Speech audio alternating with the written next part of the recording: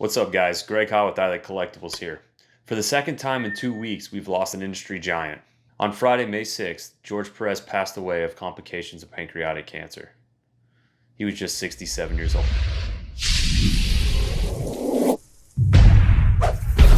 I wanted to take this time to take a look at what I consider his top 10 cover arts of all time. Now for this list, I'm going to start at number 10 and work my way back to number 1. So number 10, the Wonder Woman Omnibus, number 1. Now I know this technically isn't a comic book, but I loved how George depicted Wonder Woman. Without him, Wonder Woman would be very different than what we know today. In 1986, he took charge of the new Wonder Woman reboot and helped shape Wonder Woman as we know her today. In number 9, Avengers number 1, Volume 3. What an electric cover this is. Total non-stop action. The Avengers all reunite on this epic cover and don't disappoint.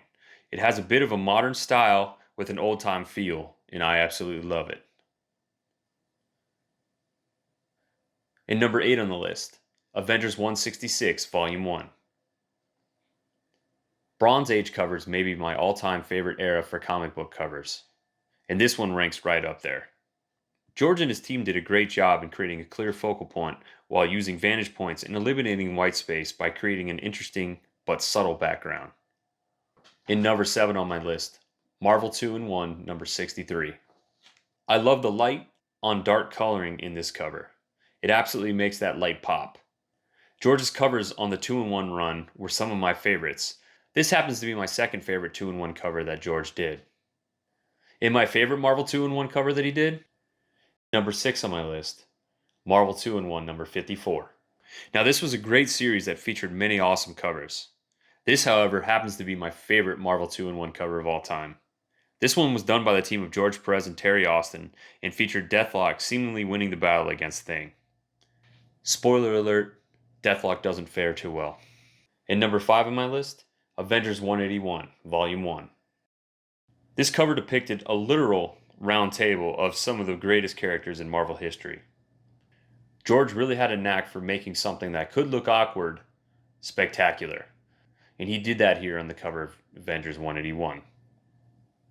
In number 4 on my list, Logan's Run, number 1. This is yet another action-packed cover that leaves you on the edge of your seat. The cover leaves you guessing what will happen next. Well, read the book and find out. In number 3 on my list, Batman 441. This book yet again sees Batman and Two-Face square off, and the cover art does a great job in pulling you in. It's a captivating piece that leaves you wondering. I love how this cover art came out, and that's why it made number 3 on my list.